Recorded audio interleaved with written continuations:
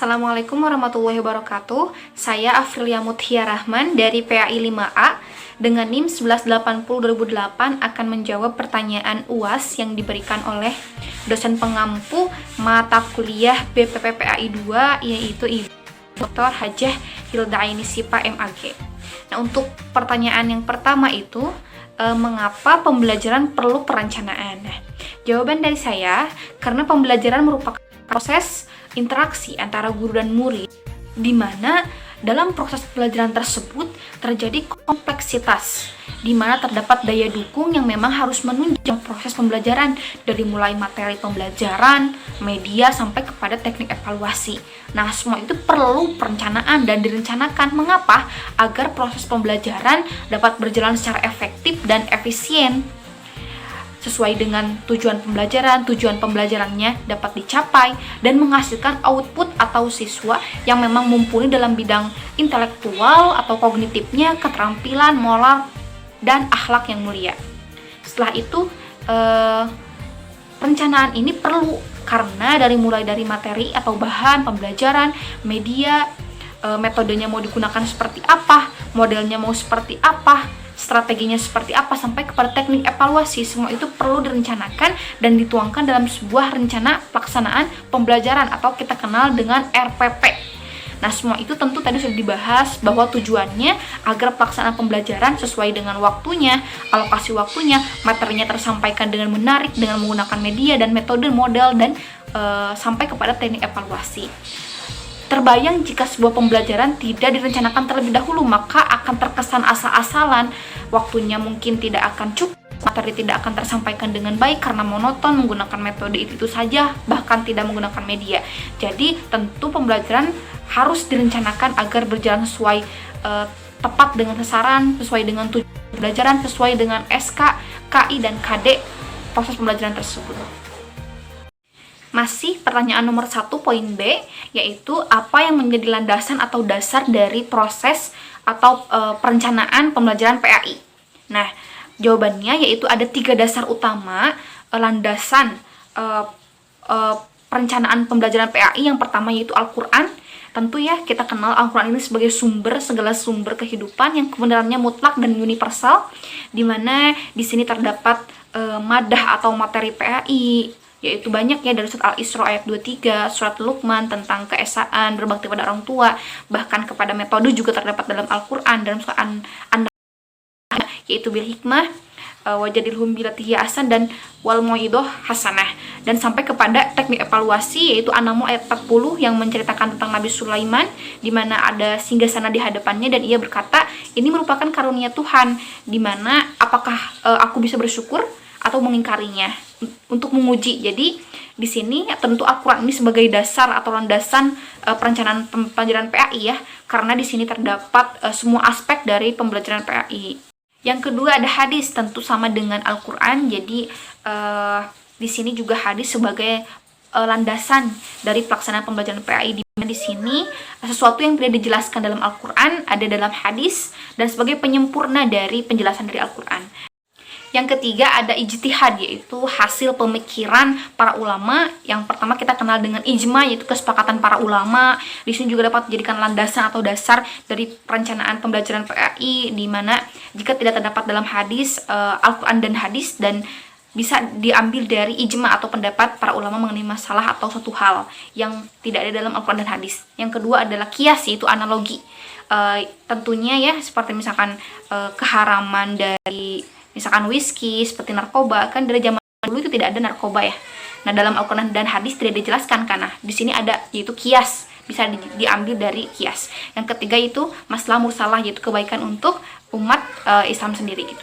Nah, adapun landasan yang lain yaitu seperti yang pertama teologis. Nah, teologis ini tadi ya berkaitan dengan yaitu nilai-nilai dari yang diambil dari Al-Quran dan hadis, di mana menjadi pokok atau kurikulum itu diambil sehingga ditetapkan gitu ya, menjadi kurikulum dasar atau pokok bagi perencanaan pelaksanaan pembelajaran PAI. Yang kedua adalah landasan sosiologis, di mana terjadi interaksi antara guru dan siswa dan warga sekolah. Jadi adanya silaturahmi di sini. Landasan yang kedua itu.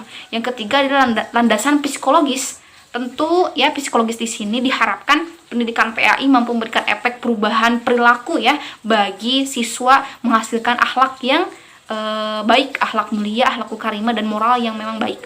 Nah, yang terakhir yaitu landasan teknologi, di mana dengan adanya pembelajaran PAI diharapkan siswa atau masyarakat mampu menggunakan teknologi dengan bijak, yaitu mampu melaksanakan dengan baik, memfilter dan tidak sembarangan atau jadi tidak budak dari teknologi tersebut. Nomor 1 yaitu 1C. Bagaimana kita merencanakan pembelajaran? Nah, jawabannya itu kita harus menuangkan rencana pembelajaran tersebut dalam sebuah RPP, yaitu rencana pelaksanaan pembelajaran. Dulu itu guru harus membuat setidaknya ada 13 komponen dari RPP tersebut. Namun dengan adanya kebijakan baru dari Panadim dari Kemendikbud, yaitu adanya RPP 1 lembar yang hanya 3 poin, yaitu tujuan pembelajaran, yang keduanya kegiatan pembelajaran, dan ketiga asesmen atau penilaian hasil pembelajaran. Nah, RPP-nya seperti ada di sini ya. Nanti RPP-nya misalkan RPP di bawahnya itu ada satuan pendidikan, misalkan MTS, KBB, terus ada kelas atau semester, diisi kelasnya berapa, semesternya berapa, misalkan kelas 7 semester ganjil misalkan. Setelah itu ada atau topiknya pembelajaran apa, misalkan hijrah ke Madinah. Pertemuannya keberapa, misalkan pertemuan kelima. Alokasi waktu misalkan 40 kali 2 kali 40 menit misalkan seperti itu. Alokasi waktunya berapa. Setelah itu tujuan pembelajaran, langsung masuk ke intinya, ke 3 poin tadi. Tujuan pembelajarannya misalkan ya kalau hijrah ke Madinah misalkan untuk mengetahui sejarah Nabi hijrah ke Madinah, untuk mengambil ibrah, seperti itu dituliskan di situ. Setelah itu kegiatan pembelajaran ada 3, yaitu pendahuluan, inti, dan penutup. Pendahuluan ya seperti diisikan di situnya. Misalkan pendahuluan, guru membuka dengan salam, mengabsen, menyiapkan. Setelah itu intinya menggunakan metode apa dijelaskan, misalkan diskusi. Penutup misalkan menutup dengan salam, memberikan kesimpulan, memberikan tugas, memberikan jadi adanya persepsi kesamaan antara pendapat murid dan siswa. Setelah itu penilaian hasil pembelajaran atau asesmen. Misalkan untuk pengetahuan di situ ada di sini berupa tes tertulis, pilihan ganda dan uraian, dan tes lisan menggunakan aplikasi WA misalnya seperti itu. Yang kedua, penilaian untuk keterampilan, yaitu menggunakan berupa portofolio dan unjuk kerja. Setelah itu ada titik mangsa, misalkan Bandung 27 Januari 2021, mengetahui kepala sekolah di sini, kepala sekolah, dan di sini mengetahui guru mata pelajaran. Jadi harus diketahui oleh kepala sekolah dan ditandatangan oleh pembuat atau guru pembuat RPP tersebut, seperti itu. Soal nomor 2 yaitu apa unsur-unsur yang menentukan kualitas pembelajaran PAI agar berjalan secara efektif dan efisien. Yang pertama tentu ya ada unsur peserta didik. Peserta didik di sini yaitu murid yang mempunyai segenap potensi dan fitrah masing-masing yang unik, yang potensinya itu sangat banyak dan harus digali, harus dikembangkan oleh guru. Dan guru di sini harus memberikan kasih sayang seperti anak sendiri. Dan tentu murid di sini juga harus diperhatikan oleh orang tua, dirawat, diberikan makanan yang halal, terus didoakan, ditempatkan di lingkungan yang baik, masyarakat yang mendukung. Jadi harus ada sinergi antara guru, masyarakat, dan orang tuanya yang paling penting di sini ya. Jadi peserta didik merupakan unsur yang pertama. Yang kedua itu adalah guru. Tentu ya guru di sini yaitu yang mengajarkan PAI-nya, yaitu guru harus memberikan contoh, menasihati, membimbing, mengarahkan, menyampaikan materi dengan baik, dengan media atau metode yang menarik, yang sampai sehingga dapat diaplikasikan. Dan guru juga harus memberikan kasih sayang, contoh terbaik. Dan yang ketiga yaitu ada bahan atau materi. Tentu di sini juga unsurnya materi ya. Ada materi yang disampaikan seperti apa. Materi tentu harus disesuaikan dengan kebutuhan peserta didik, harus bermanfaat, harus bermakna gitu. Tentu bersumber dari Al-Quran dan hadis, ijtihad, dan yang lainnya. Jadi materi di sini harus dikemas sebagaimana menggunakan metode seperti apa, media seperti apa, sampai ke detik evaluasi agar bisa diaplikasikan oleh murid, tidak hanya sekedar intelektual saja. Nah, yang keempat yaitu kita kenal dengan adanya metode ya. Metode pembelajarannya seperti apa. Dalam surat An-Nahl 125 misalkan dengan bil hikmah, atau wajadilhum bilati asan, jidal atau debat ya, untuk misalkan eksperimen fikih muamalah seperti dalam riba, hukumnya seperti apa di masyarakat, atau dengan mau izoh atau contoh uswatun hasanah dengan targhib wa tarhib, reward dan punishment. Misalkan metode zikir untuk materi akidah untuk menyentuh hati ya, zikir. Adapun metode kisah untuk SKI misalkan. Adapun juga metode seperti tikror, drill, pengulangan ya. Jadi banyak sebenarnya metode tergantung gurunya. Nah, di sini guru harus memiliki kemampuan menyampaikan metode dengan baik agar unsur-unsur di sini bisa berjalan dengan secara efektif pembelajarannya. Nah, selanjutnya yang kelima yaitu adanya media. Media itu ya bahan ya yang digunakan atau alat yang digunakan untuk mengajar. Media itu bisa alam, bisa PPT, bisa misalkan peta atau dan yang lainnya ya. Dalam surat Ar-Rum ayat 22 juga dijelaskan bahwa salah satu tanda-tanda kekuasaan yaitu adalah penciptaan langit dan bumi. Nah, hanya orang-orang yang mengetahui saja ya, yang bersyukur, yang menafakuri, yang merasa bahwa dalam penciptaan langit dan bumi ini ada sebuah ilmu, ada sebuah hikmah. Jadi, alam juga bisa dijadikan media untuk pembelajaran PAI, misalkan dibawa ke alam, tadaburi alam seperti itu. Nah, yang selanjutnya yaitu ada model itu model pembelajaran dipakai seperti apa? Adanya kontekstual learning atau kooperatif atau juga problem solving. Jadi si murid itu diajak untuk kontekstual, misalkan berpikir komprehensif, berpikir konstruktivisme, membangun, dan juga kooperatif untuk kerjasama dan mencari masalah atau pembelajaran berbasis masalah. Jadi murid diberikan atau disuruh untuk mencari masalah yang ada di masyarakat, misalkan tentang masalah PAI ya, khususnya masalah yang terjadi pada pendidikan PAI di dunia ini, bahkan di dunia Islam gitu. Nah, dan si anak juga disuruh untuk mencari juga solusinya seperti apa. Jadi banyak sebenarnya model pembelajaran tergantung gurunya dan kreatif gurunya gitu. Cuman yang terbesar ada 3 ya, 3 besar model, yaitu tadi contextual learning, cooperative learning, dan pembelajaran berbasis masalah seperti itu. Yang terakhir teknik evaluasi, tentunya ya unsur yang terakhir ini tentu untuk menguji apakah materi tersebut tersampaikan atau tidak, bisa diserap oleh murid atau tidak. Bahkan tadi sudah dibahas juga di materi sebelumnya, yaitu dalam An-Naml ayat 40 ya. Jadi untuk menguji apakah bersyukur atau tidak gitu dengan adanya evaluasi ini, seperti itu. Soal nomor 3 itu tentang teori belajar ya, ada behavior, setelah itu konstruktivisme dan kognitivisme. Yang pertama, pengertian belajar menurut teori behaviors, setelah itu proses belajarnya bagaimana, dan yang ketiga itu implikasinya. Nah, yang akan saya jawab yang pertama itu teori behaviorisme terlebih dahulu ya, pengertiannya. Teori belajar behaviorisme adalah teori perkembangan perilaku yang dapat diukur dan diamati dan dihasilkan dari respon pelajar atau siswa dari sebuah rangsangan. Jadi di sini pembelajarannya itu adanya stimulus dan respon. Stimulus atau rangsangan yang diberikan oleh guru, dan respon atau feedback yang diberikan oleh siswa kepada guru. Dan di sini juga ada reinforcement atau penguatan dan punishment untuk menguatkan pembelajaran tersebut. Nah, dalam teori ini tentu ya yang dilihat itu hasilnya itu adalah dibuktikan kepada proses, dan hasilnya itu yaitu perilaku yang dapat diamati dari murid setelah diberikan rangsangan atau dorongan atau sebuah reinforcement dan punishment itu. Adapun proses pembelajarannya ya seperti guru memberikan memberikan rangsangan kepada murid, dan murid memberikan respon. Setelah itu adanya reinforcement dan adanya punishment untuk memberikan efek penguatan yang baik dalam proses pembelajarannya. Jadi tentu ya lebih kepada rangsangan, motivasi, seperti itu, adanya classical conditioning atau pembiasaan dari guru seperti itu untuk proses pembelajarannya. Adapun implikasinya untuk pembelajaran PAI sendiri, tentu misalkan ada temanya tentang hijrah Nabi ke Madinah. Nah, guru bisa memberikan rangsangan, misalkan memberikan pertanyaan, siapa di sini yang tahu tentang misalkan mendengar hijrah Nabi ke Madinah? Coba ceritakan. Ketika tersebut nanti ada murid yang merespon, dan guru juga bisa memberikan reward ya. Kalau ada yang memberikan statementnya, murid bisa diberikan reward, sehingga berlomba-lomba diberikan penguatan. Jadi adanya penguatan sehingga murid bisa atau banyak yang ingin tampil ke depan menjelaskan tentang hijrah ke Madinah tersebut. Setelah itu adanya punishment di sini misalkan jika telat mengumpulkan tugas atau tidak ikut UAS atau tidak misalkan terlambat datang ke sekolah, bisa dikurangi nilainya misalkan. Nah, setiap siswa memiliki 100 nilai. Ketika melanggar peraturan misalkan diambil satu seperti itu. Jadi implikasinya pada pembelajaran misalkan seperti itu dalam pembelajaran PAI sendiri. Misalkan ketika muridnya aktif dapat poin, poinnya tetap 100 gitu misalkan.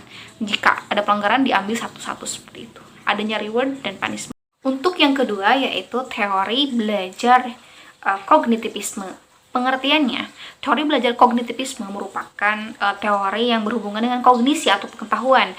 Menurut teori ini, siswa mempunyai pengetahuan atau kognitif dalam dirinya sendiri. Jadi sudah ada pengetahuan dalam dirinya sendiri, tinggal guru yang mengembangkan. Nah, menurut teori ini, pembelajaran akan berhasil apabila pengetahuan yang baru diterima oleh siswa itu dapat beradaptasi dengan pengalaman atau pengetahuan yang sudah ada atau sudah dimiliki oleh siswa. Nah, teori belajar ini tidak mementingkan hasil, tetapi mementingkan proses. Nah, untuk proses pembelajarannya, yaitu student center, yaitu berpusat pada siswa, kognisi ini. Jadi siswa harus mencari sendiri, harus menggali sendiri informasi, dan guru harus memberikan pemahaman. Jadi prosesnya itu adanya asimilasi, akomodasi, dan equilibrium nanti. Asimilasi itu yaitu adanya pengetahuan yang baru diterima itu cocok dengan pengalaman yang sudah dimiliki siswa. Sedangkan akomodasi itu sebaliknya. Jadi pengetahuan yang ada dalam diri siswa yang sudah ada atau pengalaman yang sudah dimiliki dari siswa itu direkonstruksi ulang atau dicocokkan dengan pengetahuan yang baru diterima. Nanti akan terjadi equilibrium atau ekuilibrasi, keseimbangan antara akomodasi dan asimilasi antara pengetahuan baru dengan pengalaman atau pengetahuan yang sudah ada. Nah, adapun implikasi dalam pembelajaran tadi sudah disebutkan ya. Implikasinya misalkan ketika kita pembelajaran PAI, misalkan tentang hikmah melaksanakan sholat wajib misalkan ya. Nah, si guru menanyakan kepada anak, nah apa pengalaman atau yang pernah kalian rasakan ketika kalian sudah melaksanakan sholat misalkan. Ada yang menjawab tenang, terhindar dari gangguan setan misalkan, dan yang lainnya hidupnya enak misalkan. Itu jadi kan pengetahuan yang sudah anak miliki, kan si anak sudah pernah melaksanakan sholat. Nah, dicocokkan dengan pengetahuan baru, yaitu tentang materi tentang hikmah sholat. Jadi adanya keseimbangan. Jadi si anak itu pembelajarannya bisa bermakna karena dia juga langsung merasakan dan langsung memberikan statement bahwa hikmah sholat tersebut banyak manfaatnya, misalkan dimudahkan rezeki, merasakan tenang, sehat badan, dan yang lainnya seperti itu untuk implikasi dari pembelajarannya. Yang ketiga terakhir yaitu teori belajar konstruktivisme. Sesuai dengan namanya ya, pengertiannya konstruktivisme yaitu membangun. Jadi teori belajar konstruktivisme ini yaitu suatu teori di mana murid membangun pemahamannya secara mandiri, membina. Jadi guru yang membina murid secara mandiri. Di sini murid yang belajar secara mandiri, yaitu di mana harus bisa mentransformasikan, harus bisa membandingkan informasi baru dengan informasi yang ada. Setelah itu termasuk pembelajaran generatif, yaitu menciptakan sesuatu. Jadi murid itu yang menemukan, bukan menerima pengetahuan, dia menggali sendiri seperti itu untuk konstruktivisme ini. Untuk proses pembelajarannya tentu orientasi, pengawalan atau pengenalan materi terlebih dahulu. Setelah itu adanya elisitasi, yaitu penggalian ide. Guru mengarahkan untuk menggali ide atau informasi pengetahuan untuk mencari kepada murid. Setelah itu adalah rekonstruksi ide. Nah, murid membangun atau menggali idenya atau pengetahuannya. Setelah itu adanya aplikasi dari pengetahuan atau ide tersebut, yaitu murid mengaplikasikan idenya ke dalam tema atau topik yang diberikan. Setelah itu adanya review, yaitu mereview, merevisi atau menambahkan keterangan agar lengkap. Nah, jadi dalam sebuah prosesnya itu tentu ya murid yang aktifnya. Nah, adapun implikasinya terhadap pembelajaran sesuai dengan tadi proses pembelajaran seperti itu, maka guru harus memberikan pertanyaan aktif 5W1H ya untuk merangsang. Setelah itu di mana murid yang aktif menggali, mencari sendiri gitu. Di mana bisa membandingkan informasi yang ada, bisa membandingkan dengan informasi baru dengan yang ada. Mencari pengetahuan yang baru meskipun dia belum merasakan. Nah, implikasinya misalkan di dalam pembelajaran siswa dapat menggambarkan Papua meskipun contohnya itu seperti itu, menggambarkan Papua meskipun belum ke sana gitu. Itu termasuk konstruktivisme membangun. Siswa dapat menggambarkan Papua misalkan terletak di daerah mana, sukunya seperti apa, misalkan adanya suku adat, adanya pemangku adat, tetapi belum ke sana. Itu merupakan contoh dari implikasi teori konstruktivisme. Dalam pembelajaran PAI misalkan siswa misalkan siswa dapat menggambarkan kondisi Mekah saat zaman Rasul meskipun dia belum pernah ke sana gitu. Zaman dahulu tuh dia bahkan belum ada, tetapi bisa menjelaskan bahwa zaman Rasul tuh misalkan di Mekah itu gersang, ada Ka'bah meskipun belum ke sana gitu, seperti itu. Mungkin hanya itu saja yang dapat saya sampaikan. kurang lebihnya mohon dimaafkan. Semoga dapat bermanfaat. Ibu mohon maaf ya jika jawabannya kurang memuaskan. Terima kasih, mohon maaf sekali lagi atas kekurangannya. Terima kasih kepada ibu yang sudah membimbing saya dan teman-teman PAI 5A. Semoga bermanfaat bagi ibu. Ibu juga mudah-mudahan sehat terus dan berkah.